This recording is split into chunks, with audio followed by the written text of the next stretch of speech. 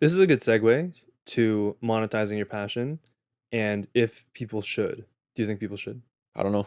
It's tough because I think you should, because if that's where you find enjoyment, wouldn't you want to find enjoyment always? You know? How do you feel?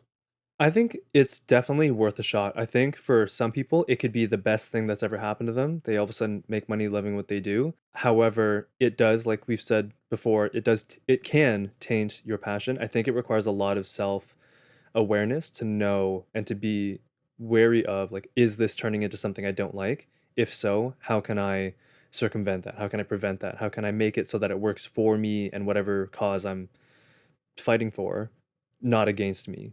I think one way that people can kind of proactively monitor whether it's going to be too much for them, like the money side, and if it's going to taint it, is by assessing to yourself, like, okay, my passion is this activity.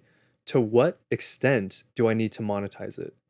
Or to what extent do I need to do the activity to monetize it? Because if you love music and you do, it's like monetizing could be making music for other artists. It's like, okay, well, now you're making music for artists 24/7. You don't have a break. It's like, okay, when am I gonna have time for myself? This sucks.